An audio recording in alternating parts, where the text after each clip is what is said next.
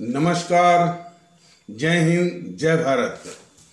भारतीय अवाम ताकत दल अपने भारतीय भाई बहनों अर्थात अपने देश भारत की जनता अर्थात अपनी भारतीय अवाम से भारतीयता आधारित आपसी श्रद्धा, भारतीयता आधारित आपसी स्नेह, भारतीयता आधारित आपसी प्रेम, भारतीयता आधारित आपसी अखलाक मोहब्बत, भारतीयता आधारित आपसी सहयोग, भारतीयता आधारित आपसी सम्मान, भारतीयता आधारित आपसी एकता, भारतीयता आधारित आपसी भाईचारा तथा भारतीयता आधारित आपसी सद्भाव को समझने व इन्हें आत्मसात करके वैसा ही और उसी अनुसार आचरण एवं व्यवहार करने हेतु और इसके समस्त भारत में प्रचार प्रसार करने हेतु और इसकी अहमियत और महत्व को प्रत्येक देशवासी को समझाकर उसे अपनाते हुए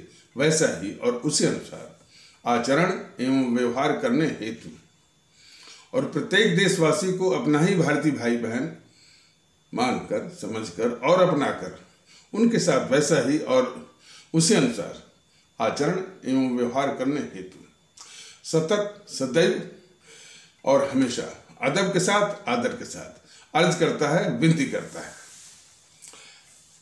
अब देखिए, इधर करीब एक हफ्ते के आसपास ये वीडियो जारी नहीं हो पाएंगे कुछ संगठनात्मक कारणों से, और इसी तरह से ये चलता रहेगा। तो ये नियमित रूप से वीडियो जारी न होने को अन्यथा बिल्कुल न लिया जाए। यह भी एक अनियमित रूप से जारी न होना भी ये एक नियमित प्रक्रिया रहेगी। तो अपने आदरणीय भारतीय भाई बहनों से और अन्य लोगों से ये अनुरोध है कि इसको अन्यथा न लिया जाए। यह भी एक नियमित प्रक्रिया रहेगी जिसमें कि नियमित रूप से वीडियो जारी न हो पाना। तो एक आध हफ्ते के लिए यानी वो जारी नहीं होगा कुछ अपने संगठनात्मक कारणों से, कार्यों से कार्य हैं कुछ, उसी के चलते हैं। आइए मुद्दे पर आते हैं। इसमें आप लोग देखते होंगे कि चीन में कोरोना, जो चीन पूरे विश्व को कोरोना के यानी कोरोना जो पैंडेमिक महामारी में पूरे दुनिया को झोंका, करोड़ों लोगों की मौत हुई। आज उसके पाप का चक्र अब उसके सिर पे आ गया है। खुद जो है वो जबकि विश्व जो है कोरोना से मुक्त हो रहा है और फिर वही कोरोना की चपेट में आ गया है। तो अपना किया हुआ पाप जो है वो फिर उसी के सर पे बोलता है और उसी को लिपेटता है। तो शायद सुनने में आ रहा है कि चीन की सरकार, चीन की व्यवस्था लगभग वो हैंड्स अप, हाथ खड़े कर दिया है। ये हालात हुए हैं, यानी मरीज, मौत, ये सब जो है बिल्कुल बेकाबू हो रहे हैं। दूसरी ओर एक दुश्मन और है हमारा, उसका जो छोटा भाई है पाकिस्तान आर्थिक बदहाली के से बिल्कुल त्रस्त है। ये दोनों देश जो है, पाकिस्तान जो आर्थिक बदहाली से त्रस्त है और चीन जो है, चीन की भी आर्थिक लोग बता रहे हैं कि उसके भी आर्थिक व्यवस्था की कमर टूट रही है। और कोरोना से वो बुरी तरह, कोरोना जो महामारी से बुरी तरह ग्रस्त है। यहाँ तक कि उस देश की व्यवस्था, उस देश की सरकार लगभग हाथ खड़े कर चुकी है। यानी मरीजों की संख्या देख करके जो भी साधन हैं सब जो है वो एग्जॉस्ट हो रहे हैं और मौतों की संख्या देख करके। और लेकिन फिर भी इन हालातों में भी इन देशों की खुराफात नहीं जा रही है। फिर भी इनके सैनिक दूसरे देशों के, खासकर भारत की सीमा में घुसने का प्रयास कर रहे हैं, जिसको कि हमारी भारतीय फौज ने अभी तवांग में भगाया है। पाकिस्तान जो आर्थिक बदहाली से गुजर रहा है, लेकिन अपनी अपनी खुराफात से बाज नहीं आ रहा है। और वो टर्की का बना हुआ और ईरान का बना हुआ ड्रोन जो है यानी जो भारत पाक की सीमा पर जो है वो उड़ा रहा है। और उस ड्रोन के जरिए जो है यानी हथियार, नशीली दवाएं और नकली नोट इत्यादि जो है वो भेज रहा है। वो ड्रोन की संख्या लोग बताते हैं कि एक आध दो नहीं, जो है उसको बोलते हैं अंग्रेजी में स्वार्म करके, बिल्कुल इससे वो टिड्डियों की संख्या में, जिनको वो डिटेक्ट करना, जिनको नष्ट करना थोड़ा मुश्किल होता है। तो इस तरह से जो है वो ड्रोन की खुराफात कर रहा है। वो ये पाकिस्तान जो है वो आतंकी और घुसपैठ जैसी गतिविधियों को बढ़ावा देने में, कौन पाकिस्तान जो कि इसमें आर्थिक बदहाली से गुजर रहा है, लेकिन वो अपनी खुराफात से बाज नहीं आ रहा है। और वही हाल चीन का है, जो कि कोरोना की चपेट में बुरी तरह से फंसा हुआ है, तब भी उसकी खुराफात नहीं जा रही है दूसरे देश की सीमा में अतिक्रमण करने का। हमारे देश की जो राजनीतिक पार्टियां हैं, जो वो सत्ता में रही हैं, जैसे मान लीजिए GNPC, गांधी नेहरू परिवार चांडाल चौकड़ी काकस, या जिसे आप सभी आदरणीय भारतीय भाई बहन कांग्रेस कहते हैं, भूल से या भ्रम से या गलती से। तो चीन के प्रति हमेशा ये घुटने टेकी है और चीन के पक्ष में और भारत के खिलाफ गद्दारी करते हुए ये नीति रही है GNPC, गांधी नेहरू परिवार चांडाल चौकड़ी काकस वालों की। इसके बाद आए बीजेपी वाले या मोदी की सरकार। मोदी की सरकार जो है इस चीन के आगे वही कायरता वाली बात, वो चीन दावा करता है जो है वो अरुणाचल प्रदेश के ऊपर, और ये कुछ जवाब नहीं वो देते हैं। जो मीडिया है भारत का, वो इस तरह से दिखाता है कि क्या कहता है मीडिया अपने देश का, हमने सड़क बना ली तो चीन नाराज हो गया। अब ये देखिए मीडिया की मानसिकता जरा, हमारे आदरणीय भारतीय भाई बहन जरा देखें, हमारे देश की मीडिया को चीन की नाराजगी की यानी बहुत चिंता है। चीन नाराज हो गया, क्यों नाराज हो गया कि हम जो है सड़क बना रहे हैं। अरे वो नाराज हो जब खुश हो उसकी भला से, वो हमारा दुश्मन है। और हमको अपने देश की सुरक्षा देखनी है, और जो हमारा दुश्मन है कैसे उसका नाश हो इसकी सोचनी है।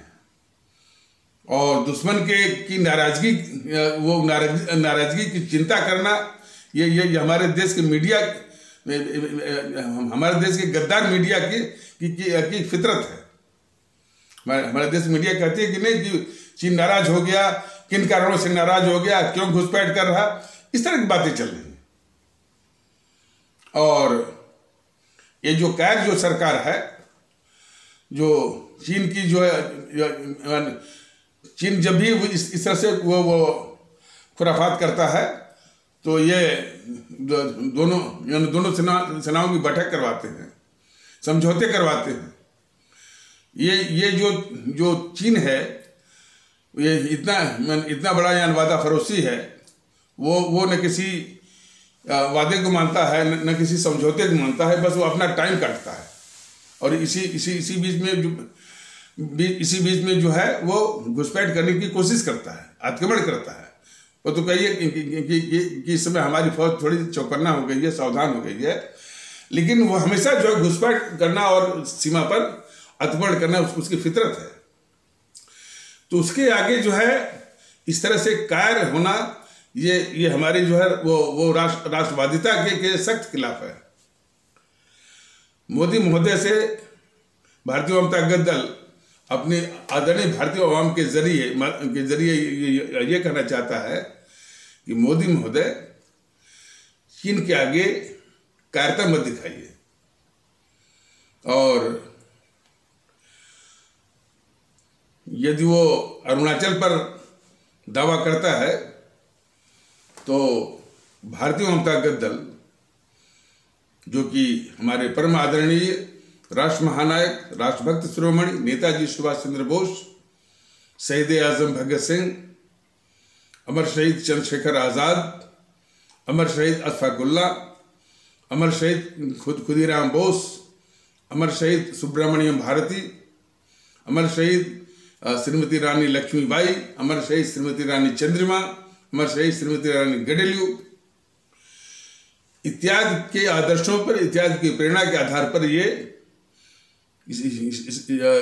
आधार पर देशभक्ति के जज्बे से ये जो भारतीय जनता दल अपने देश में भारतीयता के माहौल जो चला रहा है, तो ये कह रहा है कि देशभक्ति का तकाजा ये है कि चीन के आगे कायरता का प्रदर्शन न करते हुए, जबकि वो दावा करता है अरुणाचल प्रदेश का, हम देशभक्ति का तकाजा है कि हम दावा करें, या भारतीय जनता दल को जब भी मौका मिलेगा वो दावा करेगा तिब्बत हमारा है, और उसके आगे भी दावा करने की जरूरत है, चूंकि वो ऐतिहासिक कारण बोलता रहता है। दुश्मन चीन हमेशा इतिहास की बातों को लाता रहता है। तो इतिहास में ये भी है कि हमारे यहाँ एक राजा हुआ करते थे कनिष्क, और उनके राज्य का विस्तार जो है वो बीजिंग तक, जो चीन की राजधानी बीजिंग या पीकिंग तक था। तो बीजिंग भी भारत का है, तिब्बत भी भारत का है, बीजिंग भी भारत का है। इस तरह का दावा जो है वो देशभक्ति का, भारत भक्ति का तकाजा है। इस चीन के आगे जो है वो भीरुता से, कायरता से सामना नहीं किया है। वो पहले ही जो है जीएनपीसी वालों ने वो चीन के आगे घुटने टेकते हुए इस देश के साथ गद्दारी की है। तो भारतीय जनता दल का स्पष्ट मानना है कि भारत को तिब्बत पर अपना दावा करना चाहिए, और भारत को बीजिंग तक, जो कि वो हमारे जो ऐतिहासिक शासक रहे हैं कनिष्क कुषाण वंश के, उनका राज्य का विस्तार था। तो हमारा जो है वो बीजिंग तक है, और भारत को दावा करना चाहिए कि हम बीजिंग मैंने तिब्बत भी लेंगे और बीजिंग भी लेंगे, आज नहीं तो कल, शांति से चाहे युद्ध से।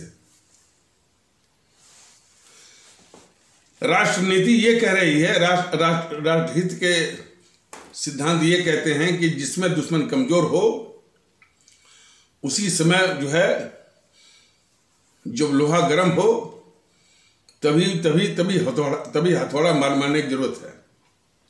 जिसमें भारत के दोनों दुश्मन चीन और पाकिस्तान जो है अपनी समस्याओं में उलझे हैं। चीन उलझा है कोरोना में, और पाकिस्तान उलझा है आर्थिक बदहाली में। इन दोनों पर हथौड़ा मारने की जरूरत है। कोई पूछे कि पाकिस्तान के खिलाफ आप क्या कर सकते हैं? अब चूंकि मैं सत्ता में तो नहीं हूं, लेकिन मोटा मोटी पाकिस्तान को जो सैन्य रूप से उसकी सैन्य ताकत को नष्ट में नाबूद कर देना है, खास करके उसका न्यूक्लियर जितने इंस्टॉलेशंस हैं वो बिल्कुल नष्ट कर देना है। सैन्य और उसकी सैन्य ताकत और सैन्य जितने ठिकाने हैं उसको नष्ट करने का यही वक्त है, जिसमें कि पाकिस्तान जो है आर्थिक बदहाली से गुजर रहा है। लोहा जब गर्म हो तभी हथौड़ा वो मानना चाहिए। और भारत को भी चाहिए कि तिब्बत पर दावा तेज कर दे, और तिब्बत के विषय में कहे कि तिब्बत हमारा है, अवैध रूप से तुमने कब्जा किया है, और भारत इसे लेके रहेगा। और कैसे सीधा होता है चीन, बालाकोट स्ट्राइक से, चाहे उससे उसको सीधा करने की जरूरत है। और यही वक्त है, इसलिए कि जरा कल्पना करिए, हमारे आदरणीय भारतीय भाई बहन कल्पना करें कि भगवान न करे कि ऐसा दिन आए, लेकिन मान लीजिए ऐसा दिन आ गया कि भारत कोरोना की चपेट से जूझ रहा हो, भारत आर्थिक बदहाली से जूझ रहा हो, तो क्या ये भारत के दुश्मन चीन और पाकिस्तान या भारत को छोड़ देते? उसी समय हिट करते ये। और यही नहीं, देश के अंदर जो मैं बात कह रहा हूं कि चीन को भी वो हिट करने की जरूरत है इसी समय, क्योंकि लोहा गर्म है। पाकिस्तान को भी हिट करने की जरूरत है क्योंकि लोहा गर्म है। और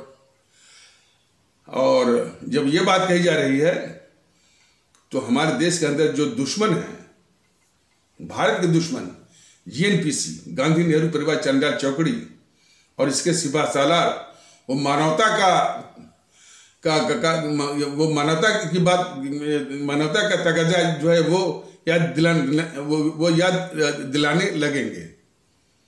ये कम्युनिस्ट वाले जो है वो मानवता का कि चीन जो है वो मानवता की सेवा में फंसा हुआ है, इसमें आप उसको हिट करने की बात करते हैं।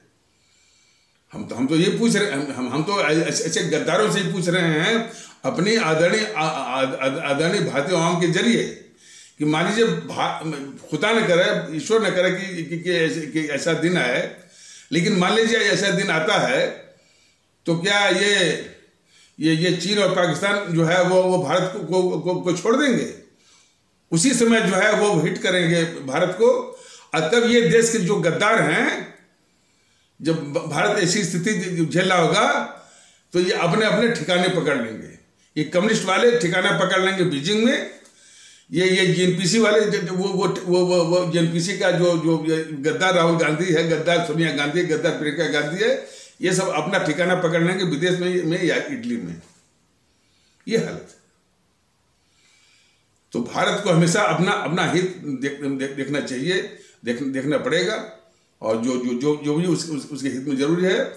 तो इसमें कम से कम जरूरी है कि जो है भारत जो है वो तिब्बत पर अपना दावा करना शुरू कर दे, और पाकिस्तान को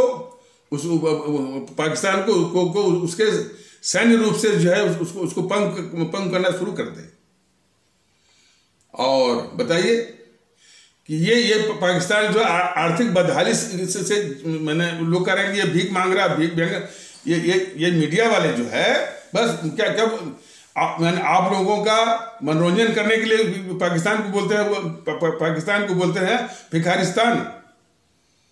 लेकिन भारतीय जनता दल कहता है कि उसको यानी इन शब्दों से यानी वो व्यंग करने और मनोरंजन करने के बजाय यही वक्त है कि पाकिस्तान की जो सैन्य क्षमता है उसको नष्ट में नाबूद किया जाए। उसके जितने सैन्य ठिकाने हैं, न्यूक्लियर इंस्टॉलेशंस हैं, उसको तबाह किया जाए।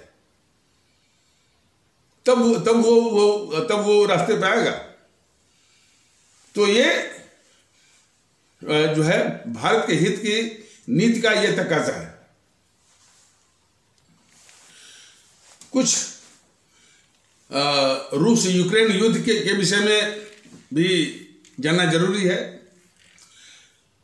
रूस यूक्रेन का जो युद्ध शुरू हुआ, इसकी पृष्ठभूमि बहुत पहले से है, करीब 10-12 साल पहले। दो ब्लॉक हैं दुनिया में, एक अमेरिकी ब्लॉक, दूसरा जो है वो रशियन ब्लॉक। और इनके इनके सैन्य संगठन भी हैं। अमेरिका वाले का है NATO, North Atlantic Treaty Organization NATO, और रूस का था वार्सा पैक्ट। तो ये दोनों ब्लॉक ने अपने अपने अपने आने सैन्य संगठन बनाए थे। जब सोवियत संघ का 1991 में विघटन हुआ तो वार्सा पैक्ट जो है समाप्त हो गया, और उसी वक्त ये अमेरिका वालों को चाहिए था कि ये नाटो भी जो है उसको समाप्त कर देते, लेकिन ये सब इतने धूर्त हैं, ये सब जो गोरे अंग्रेज जो है कि नाटो को जो है वो समाप्त नहीं किया, नाटो को भंग नहीं किया।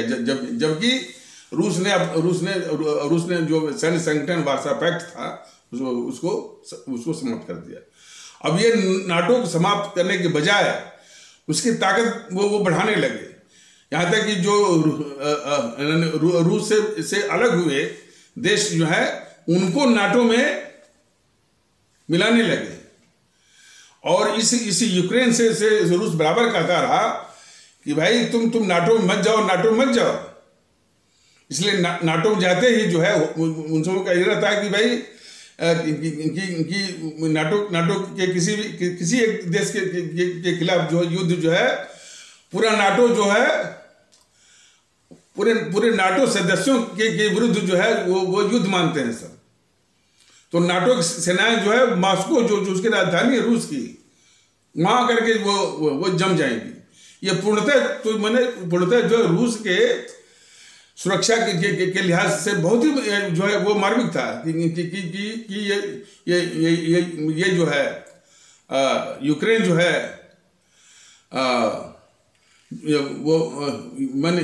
यूक्रेन जो है नाटो में न जाए।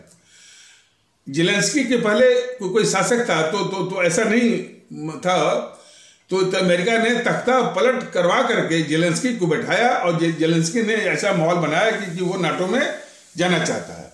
और पिछले 2-3 साल से मना कर रहे थे ये पुतिन जी उसको कि भाई तुम नाटो में जाने की बात मत करो।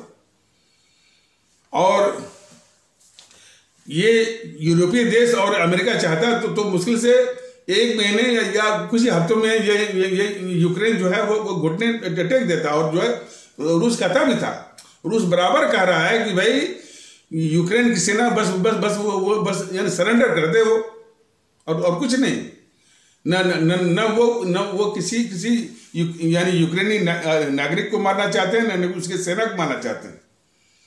लेकिन ये जेलेंस्की जो है यूरोपीय देशों के और अमेरिका के बहकावे में आकर के जो है वही जो है अनवार रैटलिंग और सब रैटलिंग जो जिसे बोलते हैं अंग्रेजी में, यानी बिल्कुल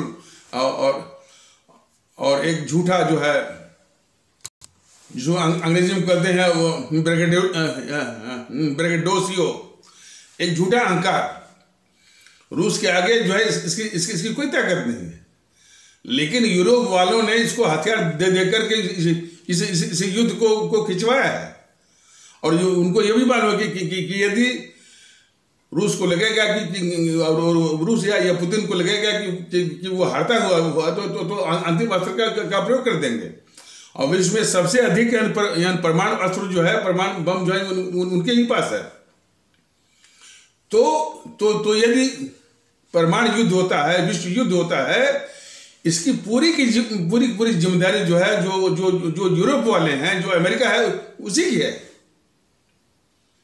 और इसमें वो गया हुआ है, कहना कि जेलेंस्की गया है बाइडेन से मिलने के लिए। बाइडेन उसको नहीं कह रहा कि भाई तुम शांत हो जाओ, तो तुम समझौता कर लो और जो कह रहा मान लो, ताकि जो विश्व के ऊपर जो परमाणु युद्ध का जो खतरा है, जो विश्व युद्ध का खतरा है, यदि जेलेंस्की सरेंडर नहीं करेगा और पुतिन देखेंगे कि भाई कि वो और उनको हार पसंद नहीं है, तो निश्चित है कि वो परमाणु से यानी परमाणु वाला आक्रमण जरूर करेंगे यूरोप के यानी कुछ देशों पर, यूक्रेन पर भी कर सकते हैं और अमेरिका के ऊपर भी कर सकते हैं। तो इन देशों में करते ही निश्चित रूप से परमाणु युद्ध वाला विश्व युद्ध हो जाएगा। और इसके लिए सिर्फ जिम्मेदार जो है यूरोप वाले, जेलेंस्की और अमेरिका होगा।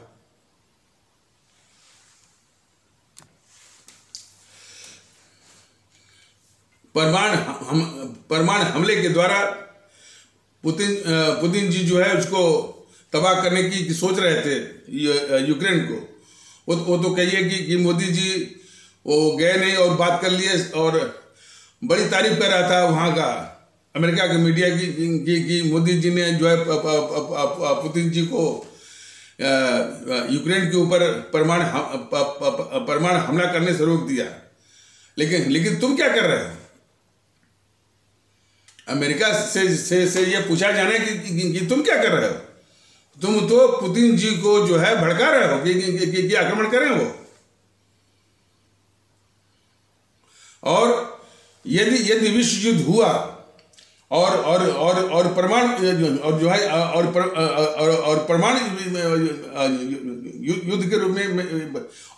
युद्ध के रूप में यदि विश्व युद्ध हुआ, इसके लिए सिर्फ जिम्मेदार होंगे जो बाइडेन और जो है ये यूरोपीय देश। और ये युद्ध बड़े आराम से जो है वो खत्म हो सकता है। जेलेंस्की बस सरेंडर कर जाए, समझौता कर ले और लिख कर, रूस तो ये कर रहा है बस लिख कर हमको दे दे कि वो नाटो में नहीं जाएगा। अब बहुत जाहिर सी बात है, हर एक देश अपनी सुरक्षा को टॉप पर रखता है, सर्वप्रथम रखता है। यही वो कर रहे हैं पुतिन जी, और क्या कोई भी करेगा। लेकिन ये यूरोपीय देश और ये जो बाइडेन या जो समस्या रूस के पुतिन जी के उसको जो है यानी उसको विश्व युद्ध, वो भी परमाणु वाला, उसकी ओर जो है वो ले जा रहे हैं। लेकिन कौन कहे सर ये सब जो है पश्चिमी देश वाले और जो ये सब इतने दुष्ट होते हैं कि अपने मंसूबों पर हमेशा अडिग रहते हैं। तो कोई बात नहीं है, देखे क्या होता है जो भी है। लेकिन यदि पुतिन जो है यदि परमाणु हमले से यदि यूक्रेन को नष्ट करते हैं या वो इंग्लैंड के ऊपर प्रहार करते हैं या अमेरिका के ऊपर प्रहार करते हैं, तो ये उनकी मजबूरी होगी। और इसके लिए सिर्फ जिम्मेदार होंगे यूरोपीय देश और अमेरिका। तो हमारे आदरणीय भारतीय भाई बहन ये तो स्पष्ट जानते होंगे कि भाई कि ये भारतीय जनता दल जो है हमारे उन अमर शहीदों की कुर्बानी, शहादत की प्रेरणा के आधार पर उन्हीं से ताकत लेकर, उन्हीं के आशीर्वाद और प्रेरणा से ताकत लेकर के पूरे देश में जो है भारतीयता के माहौल को और भारतीयता आधारित माने आपसी प्रेम, आपसी अखलाक मोहब्बत, आपसी एकता, आपसी भाईचारा और आपसी सद्भाव सभी को स्थापित करने की कोशिश में लगा हुआ है। और इस कोशिश में लगा हुआ है। और ये पार्टियां हैं जीएनपीसी की गोद में बैठने वाले या गोदी पत्रकार रवीश कुमार, आशुतोष, अजीत अंजुम, ये जो कह रहे हैं कि मैं या भारतीय जनता दल लोगों को मन भड़का रहे हैं। ये जीएनपीसी के गोद में बैठ करके जीएनपीसी के हर गद्दारी को छिपाने वाले, गद्दारी पर पर्दा डालने वाले और उस देश के दुश्मन, देश के गद्दार जीएनपीसी का झूठा यानी महिमा मंडन करने वाले, उनके पक्ष में चुनावी माहौल बनाने वाले उसके गोद में बैठ करके, और जो जीएनपीसी लूटती थी उसी लूट का पर पलने वाले यानी बूटी जिसे कहते हैं।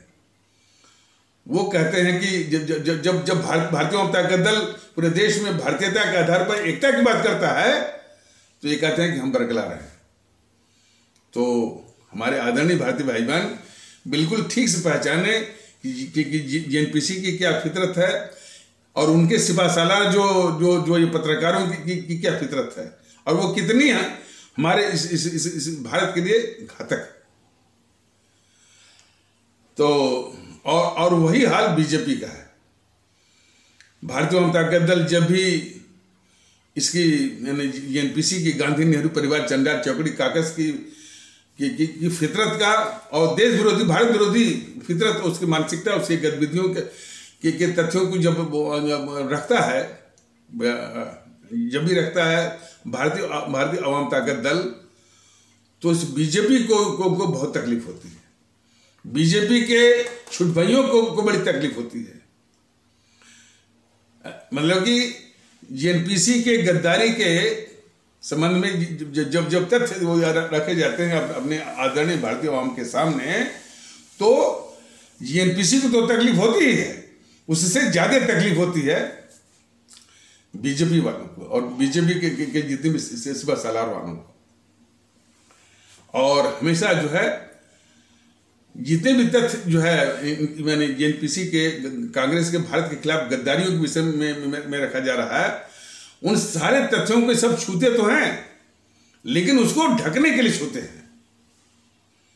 जैसे अब एक उदाहरण हम बता रहे हैं कि जैसे अंग्रेजों वाली गुलामी के समय में आजादी की लड़ाई या आजादी की जंग, ठीक है, भारतीय जनता दल ने बराबर बताया है कि ये जो जिस कांग्रेस की स्थापना हुई, तो उस कांग्रेस की स्थापना जो है अंग्रेजी सरकार ने किसी अंग्रेज एओ हुम के द्वारा करवाई थी। और इसलिए करवाई थी कि एक ऐसी व्यवस्था हो जो कि सेफ्टी वाल्व का काम करे। सेफ्टी वाल्व मतलब कि जब अंग्रेजी हुकूमत के द्वारा जब अंग्रेजी हुकूमत के जुल्म सितम से उब करके हमारी आवाम जो है, हमारी भारतीय आवाम जो है वो आंदोलन पर उतारू हो जाए और इस हुकूमत को उखाड़ फेंकने पर आमादा हो जाए, तो ये जनता के क्रोध को, उसके गुस्से को, उसके आंदोलन को थोड़ा सा मैंने एक रास्ता दे करके थोड़ा सा उसकी हवा निकाल करके थोड़ा उसकी भाप स्टीम निकाल करके फिर ये जो है इसको वो अंग्रेजी सरकार को महफूज रखेंगे या महफूज रखने के लिए ही कांग्रेस नाम की संस्था जो है अंग्रेजी सरकार ने 1885 में बनवाई थी। और ये सेफ्टी वाल्व वाली बात जो है ये जेएनपीसी के जो चाटुकार इतिहासकार हैं वो भी कबूलते हैं, ऐसी बात नहीं है, ये तथ्य है। वो कहते हैं कि कांग्रेस पर एक तोहमत लगता था कि वो अंग्रेजी सरकार की सेफ्टी वाल्व थी, तो सेफ्टी वाल्व थी। और सच्चे अर्थों में यह है कि मैंने आज़ादी की लड़ाई के वक्त जो है इस कांग्रेस के चार राष्ट्रीय अध्यक्ष वो जो महारानी विक्टोरिया के प्रति जो है वफादारी की कस्में घुटने टेक कर लिए थे। तो जो हमारे दुश्मन, हमारे देश की दुश्मन जो है महारानी की वफादारी की कस्में जो है घुटने टेक कर लेने वाले चार जिस संगठन के अध्यक्ष हों, यदि वो दावा करता है कि उसने आज़ादी की लड़ाई लड़ी, तो समझ जाए कि कितना बड़ा झूठ जो है हमारे आपके बीच में इन सब ने फैलाया हुआ है। और यही नहीं, 1889 में यानी कांग्रेस का अध्यक्ष जो है एक अंग्रेज हुआ था, उसका नाम था विलियम विडेनबर्ग। तो 1889 में कांग्रेस का अध्यक्ष बना था और कांग्रेस का अध्यक्ष जो है एक साल के लिए बनते थे और एक साल के बाद फिर वो चला गया इंग्लैंड, ब्रिटेन, और ब्रिटेन में वो संसदीय चुनाव लड़ा और सांसद बन गया। और फिर वो विक्टोरिया के सचिव का सचिव बना, यानी इतनी चमचागिरी किया, इतनी चाटुकारिता किया कि वो महारानी विक्टोरिया के सचिव का सचिव बना। और कई सालों तक जो है वो कई सालों तक विक्टोरिया के सचिव का सचिव रहा, यानी महारानी विक्टोरिया के प्रति यानी इतना वफादार रहा। महारानी विक्टोरिया के प्रति इतनी वफादारी करने के बाद फिर वही विलियम विंडेनबर्ग आकर के 1910 में फिर कांग्रेस का अध्यक्ष बनता है। तो इनके काफी जो कहते हैं कि इन्होंने आज़ादी की लड़ाई लड़ी, उनके काफी राष्ट्रीय अध्यक्ष जो है वो अंग्रेजी सरकार के प्रति वफादार थे और वफादारी की कस्में खाए थे। तो यदि वो पार्टी कहती है कि हमने आज़ादी की लड़ाई लड़ी, तो और इस पर जो है ये सुधांशु त्रिवेदी और समित पात्रा इत्यादि जो ब्रिगेड है बिल्कुल वो खामोश रहती है।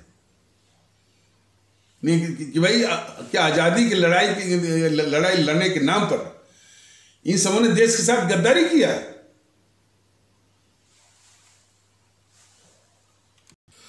और तो और ये मोहनदास करमचंद गांधी, जिसको इन सबों ने जीएनपीसी वालों ने राष्ट्रपिता बना हुआ है और राष्ट्रपिता के रूप में पूरा छाए हुए हैं पूरे भारत में, पूरे भारतीय वातावरण में, स्कूली बच्चों की किताबों में, स्कूलों में और सरकारी दफ्तरों में।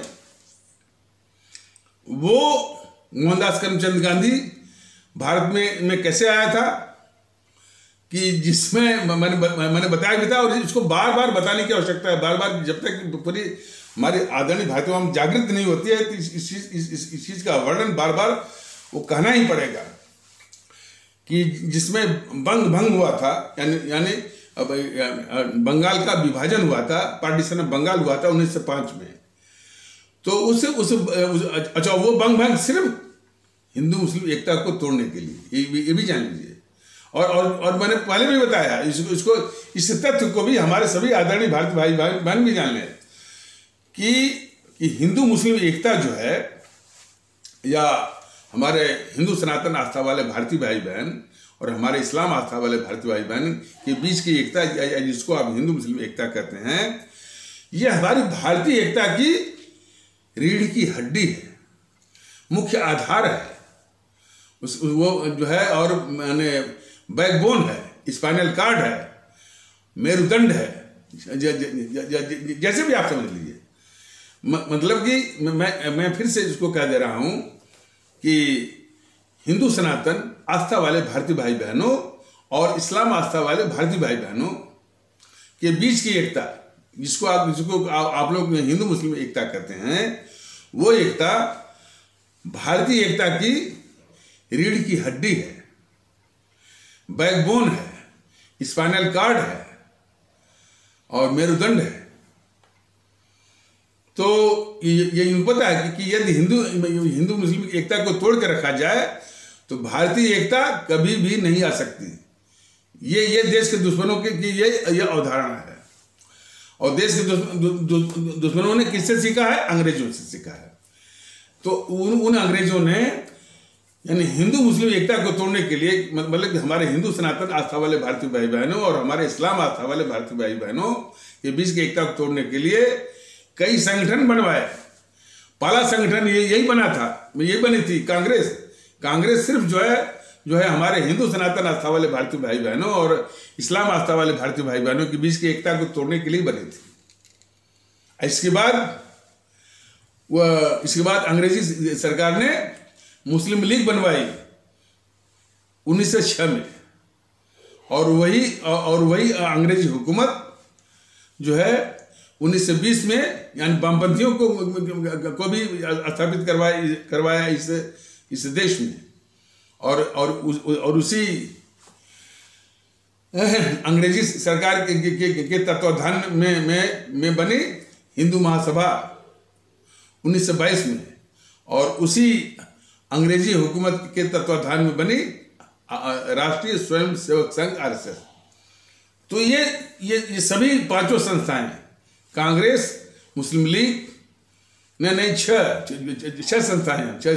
कांग्रेस, मुस्लिम लीग, वामपंथी, हिंदू महासभा, आरएसएस।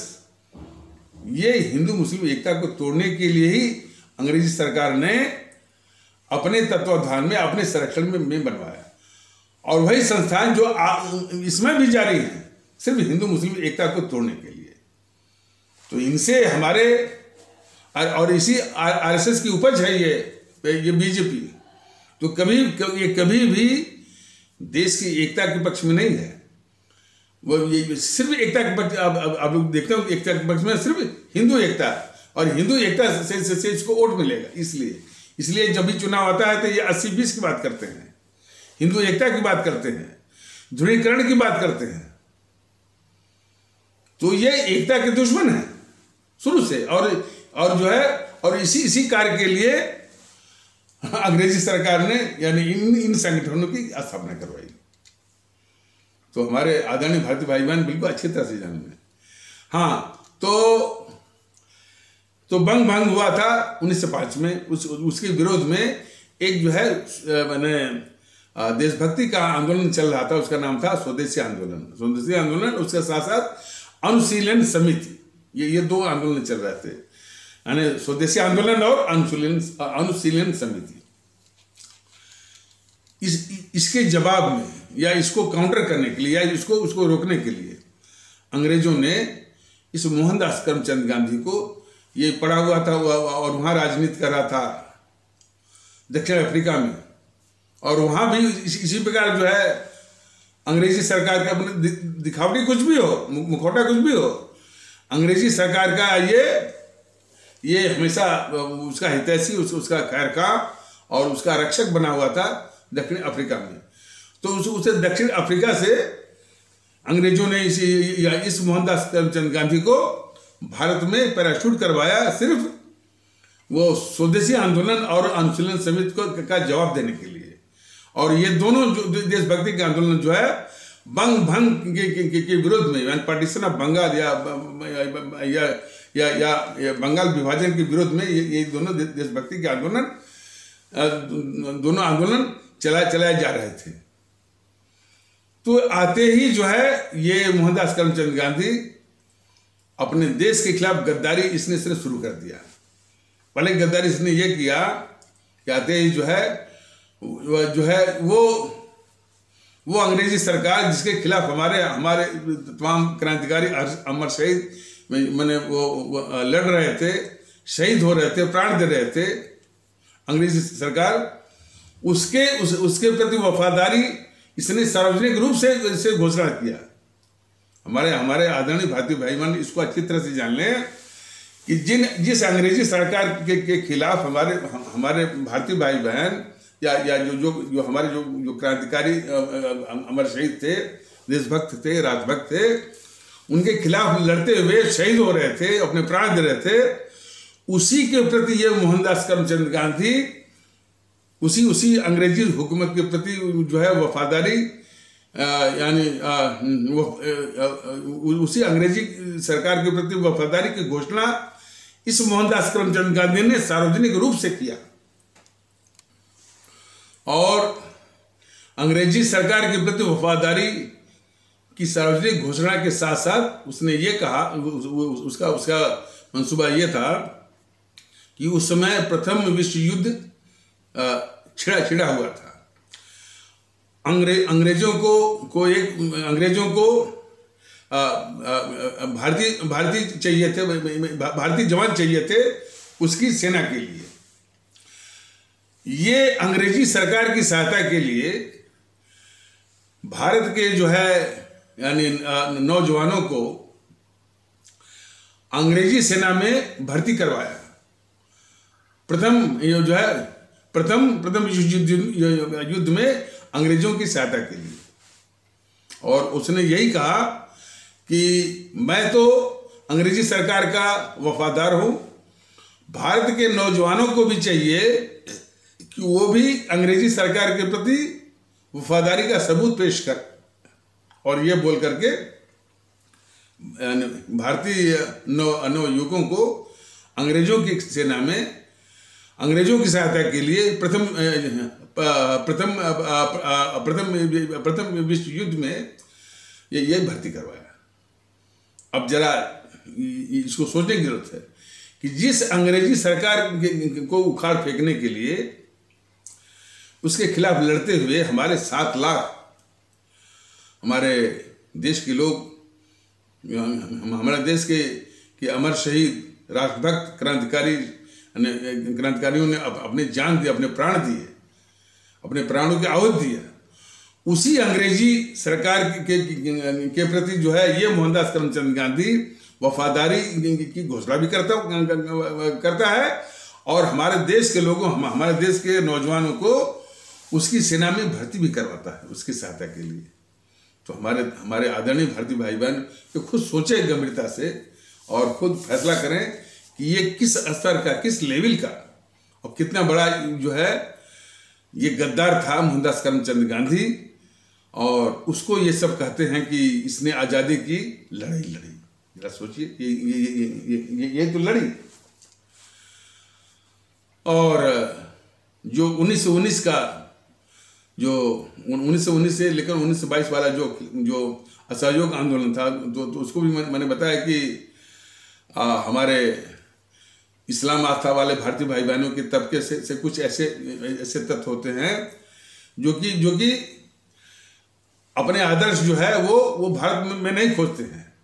वो अपने आदर्श जो है, यानी चाहे स्वामी विवेकानंद हो, चाहे सूफी संत हो, चाहे कबीरदास हो, चाहे रहीमदास हो, इनमें उनको आदर्श नहीं दिखते हैं।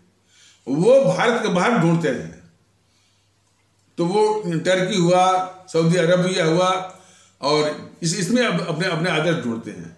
तो वहाँ पर जो है टर्की में कुछ ऐसा चल रहा था कि क्रिश्चियनों के बीच में और जो माने इस्लाम आस्था वाले माने जो मुस्लिम के बीच में कुछ तहसील चल रहा था, और ज़्यादा आबादी थी मुस्लिम की और क्रिश्चियन की आबादी जो है बहुत कम थी। लेकिन फिर भी शासन में जो क्रिश्चियन ही थे, और उनके नेता जो है मुस्लिम के नेता कोई खलीफा थे।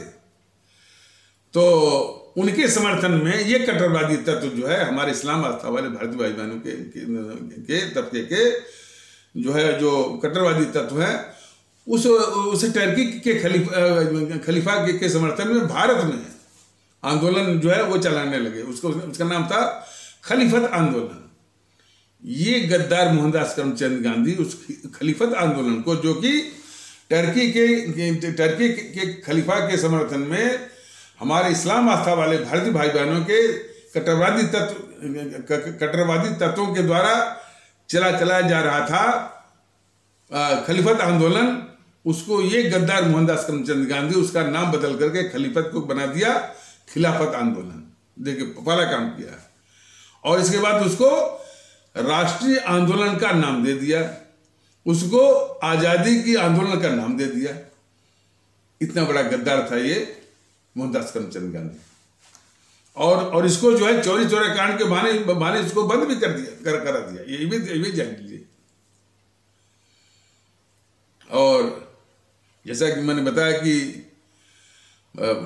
बताया था ये किसी एपिसोड में कि जब हमारे ये शहीद आजम भगत सिंह और अमर शहीद सुखदेव और अमर शहीद राजगुरु को फांसी लगने वाली थी, और देश में काफ़ी इस बात का उबाल था कि भाई गांधी जो है अक्सर अंग्रेज़ों से बात करता रहता है, और जो है जो वायसराय से भी बात करता रहता है, तो जाकर के ये फांसी रुकवा दे। फांसी रुकवाने के लिए जो है पूरे देश के लोगों का दबाव था, पूरे देश का दबाव था, और कांग्रेस के अंदर भी इस तरह का दबाव बन रहा था।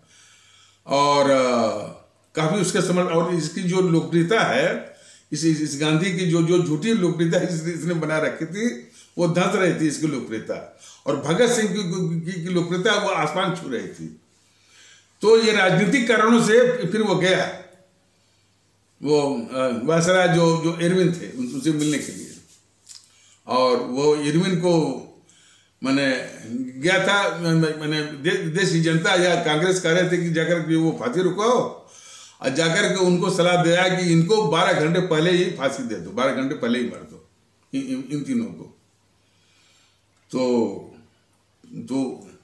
तो जैसा कि कुछ एपिसोडों के माध्यम से, पिछले एपिसोडों के माध्यम से बताया गया था कि आप सभी ने देश के गद्दारों का नाम सुना होगा, जयचंद का नाम सुना होगा, मीर जाफर का नाम सुना होगा, लेकिन ये जो मोहनदास करमचंद गांधी जो है, जिसको देश कह रहा था, कांग्रेस कह रही थी कि जाकर के इरविन से बात करके इनकी फांसी रुकवाओ, इन अमर शहीदों के, इन शहीद आजम भगत सिंह का, अमर शहीद ये राजगुरु का और अमर शहीद सुखदेव का को माने रुकवाने के बजाय 12 घंटा पहले ही मार देने की सलाह दे आता है ये गद्दार मोहनदास करमचंद गांधी इरविन को।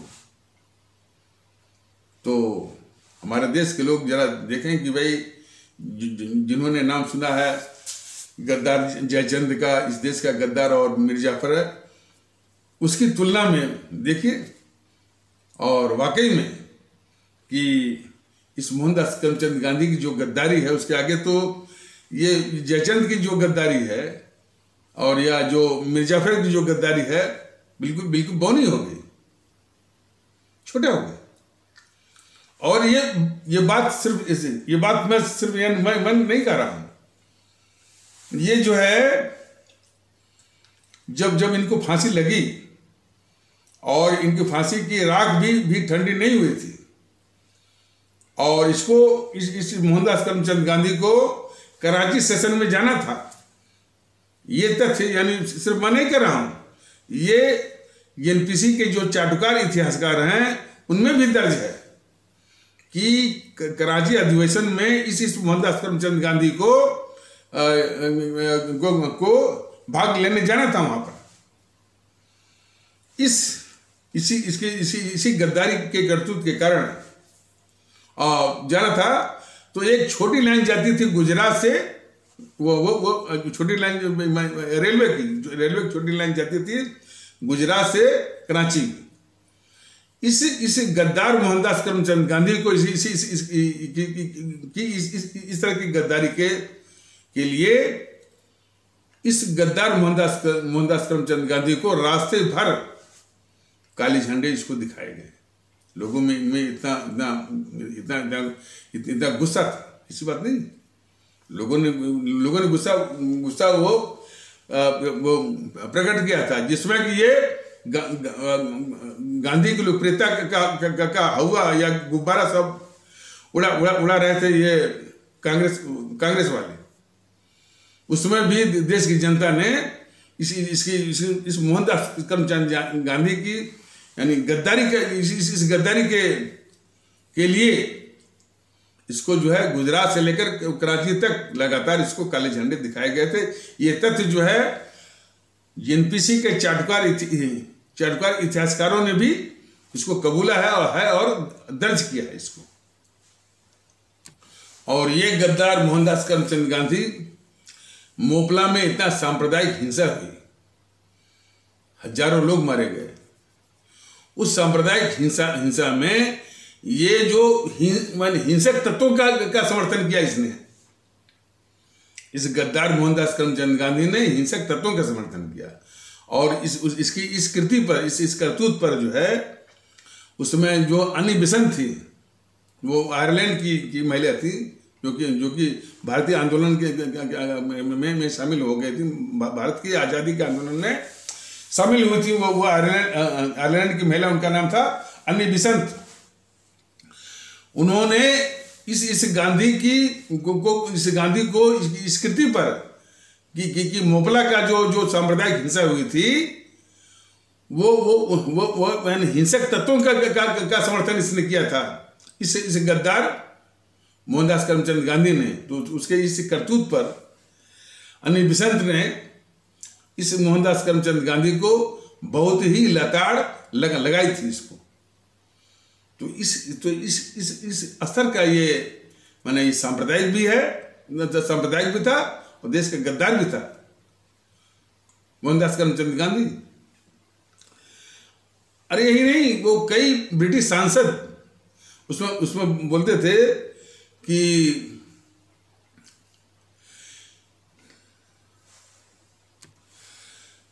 कई ब्रिटिश सांसद जो है इस मोहनदास करमचंद गांधी को बोलते थे the only dependable constable of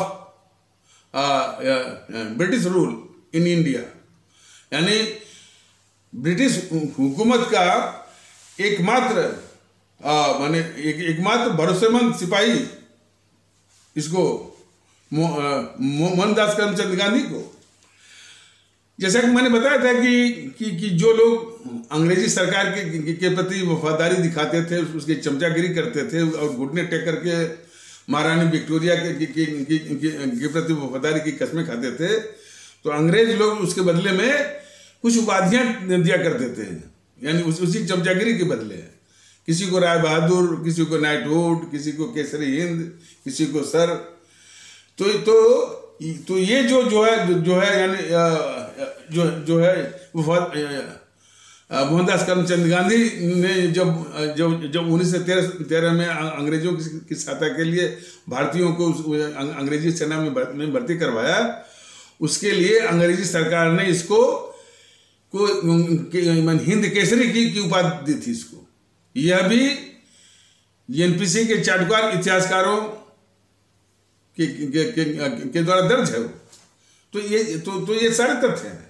सवाल इस बात का है कि जिस अंग्रेजी सरकार के खिलाफ आज़ादी की जंग लड़ते हुए हमारे चंद्रशेखर आज़ाद, हमारे भगत सिंह जो है शहीद हो रहे हैं, और उसी अंग्रेजी सरकार से ये जो है चमचागिरी करके ये मोहनदास करमचंद गांधी जो है हिंद केसरी की उपाधि ले रहा है। और इसी को सब ये कांग्रेस वाले जो है बोलते हैं, जेएनपीसी वाले बोलते हैं कि इस मोहनदास करमचंद गांधी ने आज़ादी की लड़ाई लड़ी। तो ये मेरे सवाल इस बात का है कि इस तथ्य के रहते हुए कितना झूठ जो है परोसा गया, कितना झूठ और अफवाह का शिकार बनाया गया हमारे आदरणीय भारतीय अवाम को, यह देखने की बात है। आज भी भुनाती है, आज भी यह जेएनपीसी जो है भुनाती है कि आज़ादी की लड़ाई उसने लड़ी। तो भारतीय जनता पार्टी ने बराबर बताया है, यह आज़ादी की लड़ाई का मुखौटा पहन करके जो है अंग्रेजी सरकार के प्रति हमेशा वफादार रही, या शुद्ध शब्दों में उसके लिए मुखबिरी का काम करती थी, उसके लिए दलाली का काम करती थी, उसके लिए चमचागिरी करती थी, आज़ादी की लड़ाई का मुखौटा पहने हुए। तो इसने आज़ादी की लड़ाई जो है नहीं लड़ी है। और अंग्रेज जो भागने को भी जो मजबूर हुए भारत से, वह गांधी के कारण नहीं, वो हमारे जो सुभाष चंद्र बोस की जो सेना थी आज़ाद हिंद फौज जो 60,000 में से 28,000 जो शहीद हो गए थे, तो उनकी शहादत की प्रेरणा से यानी और अंग्रेजी सेना में जो बगावत हुई, और वो बगावत शुरू हुई रॉयल इंडियन नेवी से, रीन से, और वो बगावती सुर जो है सेना के अन्य हिस्सों में भी वो फैल रही है। तो जाहिर सी बात है कि अंग्रेज जो है जिस देश पर जो हुकूमत करते थे सेना और पुलिस के बल पर, और जब सेना और पुलिस में ही जब बगावत हो जाए तो कब तक ये टिकते। और ये बात जो है जिसमें ये तथाकथित आज़ादी यानी 15 अगस्त 1947 में जो है, तो जो इंग्लैंड का प्रधानमंत्री था क्लीमेंट एटली, तो वो बाद में शायद 1956 में भारत आया था, उसने कब बोला है कि अंग्रेज जो भागने को मजबूर हुए सिर्फ जो सुभाष चंद्र बोस और उनकी आज़ाद हिंद फौज के कारण। ये तो हकीकत है। इन जीएनपीसी वालों ने, कांग्रेसियों ने, उसके साथ साथ ये बीजेपी भी मिली हुई है, ये फैलाए हुए है कि नहीं, दे दी हमें आज़ादी बिना खड्ग बिना ढाल, साबरमती के संत तूने कर दिया कमाल। ये गाना सुनते ही कितने देशभक्तों को उबकाई आती है, नौसिया आता है। बताइए कितना झूठ अंग्रेज भागने को मजबूर हुए सिर्फ जो सुभाष चंद्र बोस और उनके आज़ादी हिंद फौज के द्वारा। ये तथ्य भी सामने आ गया और उसको कबूला है क्लीमेंट एटली ने। और इन सबों ने झूठ फैलाया कि दे दी हमें आज़ादी, बिना खड्ग बिना ढाल, साबरमती के संतों ने कर दिया कमाल। ये एपिसोड कुछ लंबा होने वाला है। इसको अब टुकड़ों में बीजेपी के सिवा साला शुरू कर दिए हैं। जैसे वो प्रदीप सिंह बोलता है कि कब तक कांग्रेस जो है वो आज़ादी की लड़ाई का और इसके परिवार के कुर्बानी का, क्या कुर्बानी दिया इसे बताइए। हमारे वो जो है कुर्बानी देने वाले हमारे वो सुभाष चंद्र बोस थे, चंद्रशेखर आज़ाद थे, भगत सिंह थे, अशफाकुल्लाह थे, खुदीराम बोस थे। इनके स्थान पर ये जेएनपीसी वाले बोलते हैं कि नहीं कुर्बानी दिया है वो इंदिरा गांधी ने, राजीव गांधी ने। अरे इन सबों ने इस देश में एलटीटी का आतंकवाद फैलाया, खालिस्तानी आतंकवाद फैलाया। तो जिस खालिस्तानी आतंकवाद में देश को झोंका इस इंदिरा गांधी ने, जिस एलटीटी के आतंकवाद में आतंकवाद की आग में इस इंदिरा गांधी ने देश को झोंका, उसी आग में उसी खालिस्तानी आग में वो खुद इंदिरा गांधी स्वाहा हो गई और उसी एलटीटी के आतंकवाद की आग में उसका बेटा राजीव गांधी भी स्वाहा हो गया। तो यानी देश को झोंका, देश को झोंका आतंकवाद की आग में, और उसी आग में जाहिर सी बात है यानी ये दोनों स्वाहा हो गए। उसको ये सब कह रहे हैं कि ये शहादत। तो ये बीजेपी वालों की क्या आगे बोल सकते हैं, बीजेपी वाले समर्थन कर सकते हैं। लेकिन ये एपिसोड लंबा हो रहा है, आगे भी बताया जाएगा इन्हीं आवश्यक शब्दों के साथ। इस आवश्यक परिचर्चा को यहीं पर समाप्त किया जाता है। तब तक के लिए नमस्कार, जय हिंद, जय भारत।